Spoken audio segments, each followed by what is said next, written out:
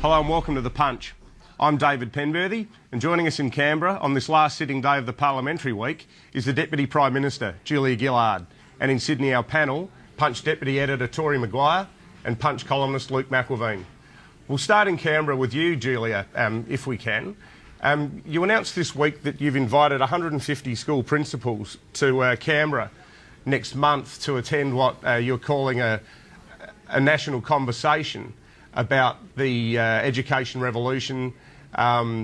National curriculum is going to be on the agenda, but obviously the big issue and the hot issue is going to be transparency and the federal government's attempt to introduce leagues tables.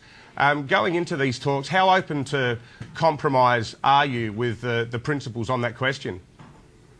Well, we are determined to deliver our transparency agenda. It's not league tables, it's going to be comprehensive information about how schools are performing. So you'll be able to get on a website, you'll be able to look at your own child's school, you'll be able to compare it with local schools in your area, and powerfully you'll be able to compare it with schools around the country that are serving similar populations of students. And the aim of that is to link in with the rest of our education revolution reforms. When we see a school that's going really well, we want to share that best practice. When we see a school that's falling behind, we want to step in and help. We are making huge new investments in disadvantaged schools, in literacy and numeracy, and in quality teaching, including really innovative new programs to bring the best teachers to the classrooms that need them the most in disadvantaged schools and pay them more for doing it, and also to get high-performing graduates in as new teachers. So all of these reforms link in together. They link in with our transparency measures, they link in with our lifting of quality around the country through new national curriculum, and we want to have a chat with principals about that. We know they're the ones at the coalface that are making a difference every day to how their school's performing, and we do want to have a conversation with them about our reform agenda and the new opportunities it gives them for improving what's happening at their school and, most importantly of all, improving the outcomes for every child. Does it disappoint you, though, that even before this national conversation has started, you've seen some of the principals' associations, I know that the one in the ACT was quite vocal this week, saying that they're not prepared to countenance the introduction of, call them leagues tables or you know, a more transparent disclosure system. I mean, is it a source of frustration that they are digging in so firmly before the conversation has even begun? I wouldn't say a source of frustration. I mean, people are going to come to these debates with different views. I understand that. I'm absolutely convinced that the best way of driving change is to get information out there that's comprehensive and transparent. I mean, we want to know what's happening in schools. We want to know where great practice and great achievement is and share it and celebrate it. But we also want to know which schools are falling behind and make a difference to them. And it seems to me the worst thing in the world would be to continue as we are and not have that comprehensive information, have schools that need a helping hand and no one realises it. So, you know, we're going to have this dialogue and discussion, but I suppose I would say, David, at the end of the day, I think if we're debating education, then that's fantastic. I'd be happy if we spend all day, every day, with a national conversation happening about education, and I hope our Principals Forum is one part of that national conversation, but I want mums and dads and journalists and everybody right around the country talking and thinking about education. Yeah, sure. Look, I don't think anyone would suggest that it's nothing other than a noble idea, and that's sort of what you just said deals with the carrot side of it. But isn't there also a stick side that if schools refuse to go along with the government's policy on transparency, that you guys will be pulling federal funding for those schools? Well, we entered agreements at the end of last year with state and territory governments, and we legislated to pay money to the Catholic and independent schools, non-government schools, and we made it clear that we're prepared to invest a lot in education. In fact, over this 4 years, we're more than doubling the amount that the federal government puts into schools. But in return for that, we expect to see change and reform and improvement. So federal funding is tied in with that change and reform and improvement. And we are saying to everyone, we've got to remember, this is about the kids. You know, kids only get one chance at school, and we've got a responsibility to make sure that when they get their chance at school, it's in a great school, delivering a great education. So we're impatient for reform and improvement. We want to keep driving Australian schools forward. We don't make any apology for that, because that's getting it right for the kids. We might move the conversation along now, Julia, if we can, to boat people with a question from our panellist, Torie McGuire. Torie. Hi, Julia. Hi. Look, the conversation about boat people has certainly been a very loud and very emotional one in the last week. And the Prime Minister, Kevin Rudd, has quite repeatedly told Parliament that the government's policy on asylum seekers was both tough and humane. I was wondering if you could explain to us the humane part of the policy. Well, when we came to government, we said we wanted to change a number of things that the Howard government had brought into place for asylum seekers. First and foremost, we said we wanted to end the Pacific solution, the holding of asylum seekers in PNG and Nauru, and we did do that. We also said we wanted to end the regime of temporary protection visas. So if someone was found to be a genuine refugee, someone who had genuinely fled fearing persecution, that we would extend to them the ability to permanently settle in this country. We said in terms of people that were detained here, we were going to keep a mandatory detention policy. We weren't going to have the Pacific solution. We were going to have asylum seeker processing at Christmas Island. But we said we wanted to change the conditions of that, so we didn't see children in particular held behind razor wire. That had happened under the Liberal government. Indeed, some children had lived in those circumstances for many years. Julia, so I don't think they're the settings we changed. I don't think anyone is arguing that, you know, scrapping the TPVs and scrapping the Pacific solution was a humane thing to do. But to use a specific example, there's 78 people sitting on a boat 10 kilometres off Indonesia at the moment with absolutely no resolution in sight to their situation. The Indonesian Foreign Minister has said that they have ruled out the use of force to get those people to get off the Oceanic Viking. The people on the boat have said they don't want to get off the Oceanic Viking because, quite rightly, they're concerned about the conditions in the Indonesian detention centres. What is humane about the situation for those people? Well, if I can just start by saying I think that there are some elements of the Liberal Party who appear to be arguing for a return of the former Liberal policies of the Pacific solution, of temporary protection visas and of stricter forms of mandatory detention. I mean, we've heard a lot of different people in the Liberal Party say different things, but at least some of them have indicated their support for a return to those measures. So not everybody is accepting that what the government has done here is the right thing, to be tough on border protection but also humane. On the question of the asylum seekers on the Oceanic Viking, I think we've got to remember that this is a case that has a special set of facts. This started out as a rescue at sea operation, not in Australian waters, but in Indonesian waters. And when rescue at sea was necessary, we turned out to be the nation with the ability to get there first and make a difference first.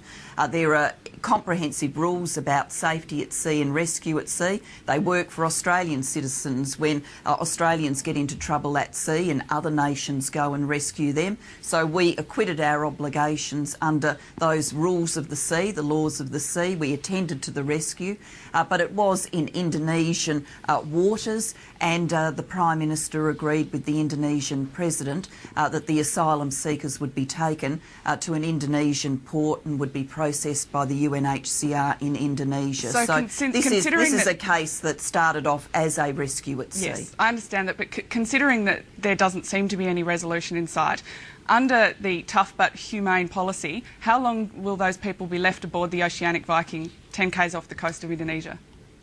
Well, we are working this through with the Indonesian authorities. We're working it through with them methodically and patiently.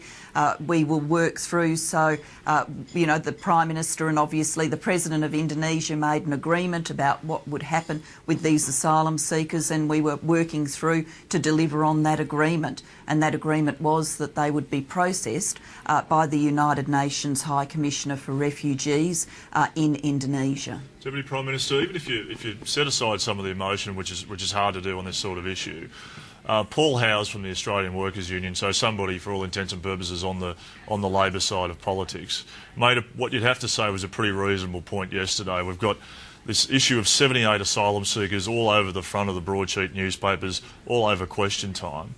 And yet every year we have something in the vicinity of 50,000 people overstaying their visas. If we're going to be consistent about it, is the government then going to commit to going through every backpacker hostel in Bondi and rounding up Irish backpackers who've overstayed their visa, or go down to Chinatown and go through restaurants and see which waiters are up to date with their visas? I mean, there is an inbuilt sort of hypocrisy in this, isn't there? Oh, well, let me assure you, we do compliance on immigration. We do it in all circumstances. People who overstay their visas here, that there are compliance activities that go on.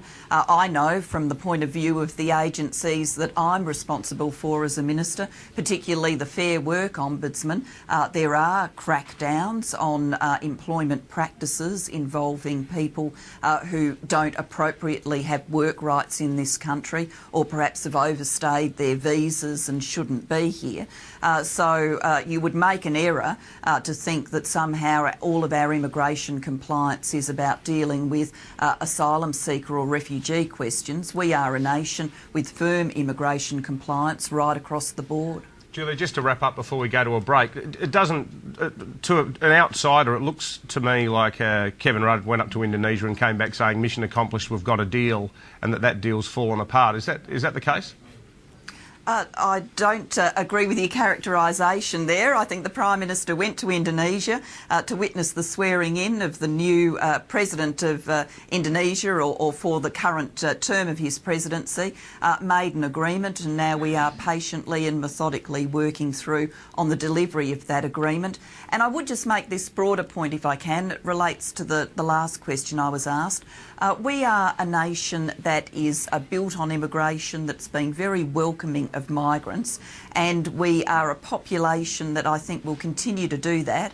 But people extend that generosity to migrants because they want there to be an orderly process about who comes here, who's in the country. So we've got an obligation as a government right across the board to get our immigration settings right. We do that in all areas. Who comes here for temporary work visas, who comes here for permanent residency, what we do with skilled migration, what we do with family reunion, as well as what we do with asylum seeker and refugee questions. But is there any difference in the government's mind, just quickly, of an asylum seeker who arrives on a boat or arrives on a Qantas flight?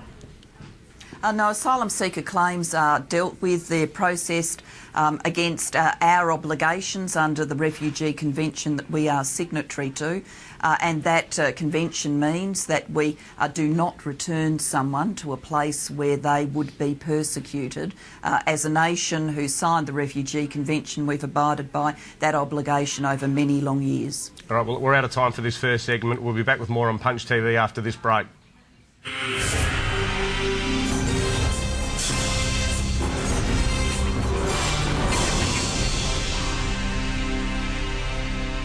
Welcome back to The Punch. On the panel today, Julia Gillard in Canberra, and in Sydney, Torie McGuire and Luke McIlveen.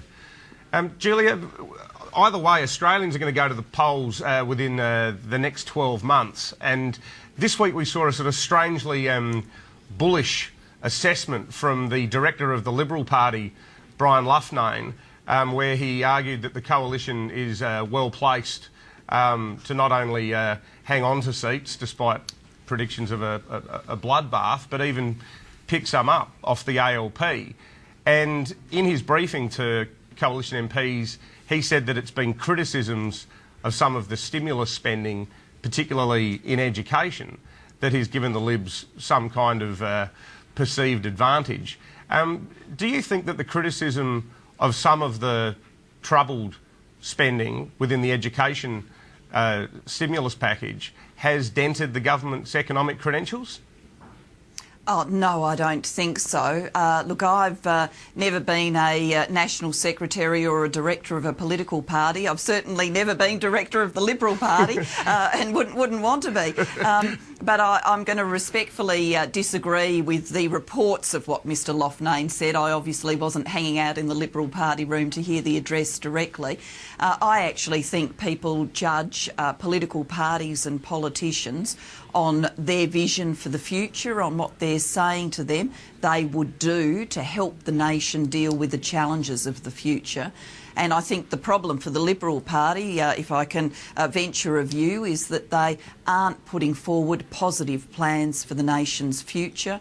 If it comes to education, I mean, they don't have any education policies. Yes, they've pointed to some occasional examples of what they say isn't going right in building the education revolution. But when I use the word occasional, I certainly mean occasional.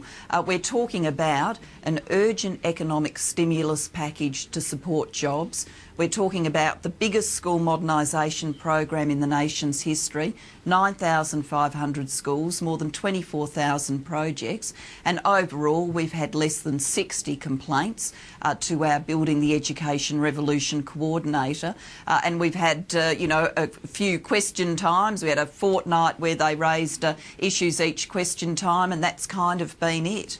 Well, I don't think that adds up to a vision about how you support our economy during the days of the global recession and keep Australians in work, and it certainly doesn't add up to a vision for education. And you wouldn't comment on it, but it's certainly not borne out by anything that the polls are showing either. Just more broadly in terms of economic management, the biggest test for any government in the public's mind is interest rates. And next Tuesday, Melbourne Cup Day, there's predictions that we might get not just a 0.25% whack, but a full half point shift up in rates. How big a hit on the government's credentials would that be, and do you think that rates need to go up? Well, unsurprisingly, I'm not going to speculate on interest rate movements. We have the Reserve Bank set them independently and they don't need any free advice from me. But what I would say, David, is I think Australians will judge the economy on how we've weathered this global storm. I think people do look and see things in America, for example, with an unemployment rate of almost 10%, and cities like Detroit having been absolutely slammed by the global recession. And then they look here and they see that the government acted quickly to support Australian jobs. Australians don't want to be out of work. They know how corrosive that would be for them personally and their families. They don't want to see their neighbours and friends out of work. And I think that they will look at the government stimulus package and the advice from Treasury and say, yes, that did support keeping hundreds of thousands of Australians in work, and it meant currently our unemployment rate's at 5.7%. Now, we're expecting unemployment to continue to go up. We've always been frank about that. That's why we've got to continue to have economic stimulus. We were also always frank with people that the Reserve Bank took interest rates to emergency lows because of the global recession. They weren't going to stay at emergency lows forever. We were clear about that. The Reserve Bank Governor was clearer about that, and I think people understood it. Just with the election on the horizon, I want to throw to Luke now, if I can, with a question about some wrangling that's happening on the ground up here in Sydney at the moment. Luke. Deputy PM, you're a very, very busy person in a very, very busy job, but is trying to find a safe seat for Laurie Ferguson an appropriate use of your time? Well, I do have a busy job, and in my busy job I work with my parliamentary colleagues, and I get to do this job and get to do the things that changing schools, bringing fairness back to workplaces, transforming our university, our vocational education and training system, early childhood system. I get to do that because of the support of my colleagues, and obviously I want to show support back to my colleagues. Laurie Ferguson, one of our members from Sydney, is doing a great job as the Parliamentary Secretary for Multicultural Affairs, and many of our very diverse multicultural communities would rely on Laurie, would see Laurie frequently, would deal with him as the face of the Rudd Labor government. So is it true you're having a little bit of a punch-up with Anthony Albanese over this issue at the moment? I know that on something called Punch TV you would probably like it if I agreed with that sentence, but I'm certainly not going to.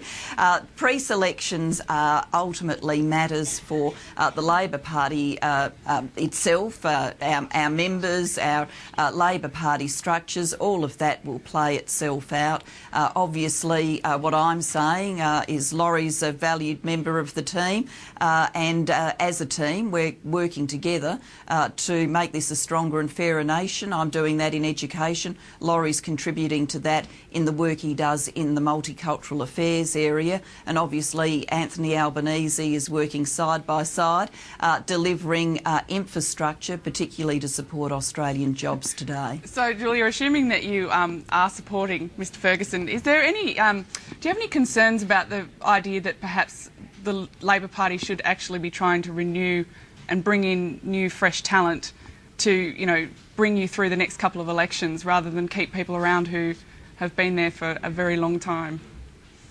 Well, look, politics is, it's about renewal, it's about a mix of renewal and experience. There will be people who determine that this is the last parliament for them.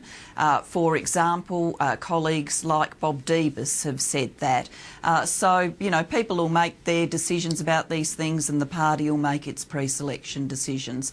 But when it comes to talent, can I say, I think we across the last few elections have brought some tremendous new talents into Parliament. We are a government with a great depth of talent, and one of the things, once again, if I can give a little bit of free advice to the Liberal Party, one of the things I think the Liberal Party is struggling with is it's not doing that kind of renewal in opposition. I got elected in 1998, so did Kevin Rudd. Labor had lost the 96 election. If my memory serves me correctly, I came in with Kevin with a class of 27 new starters on the Labor benches. That happened because we'd won a number of seats, but it also happened because the party looked for renewal at that stage of opposition, and I don't think the Liberal Party's showing any signs of that. Yeah, well, I think if you keep giving them quality free advice like that, Julia, you might get headhunted to become the next director of the Liberal Party after all. But look, we're out of time. Thank you to the Deputy Prime Minister, Julia Gillard, for joining us in Canberra today, and also in Sydney, our panellists Luke McIlveen and Torie McGuire. This has been Punch TV, and we'll be back again when Parliament next sits.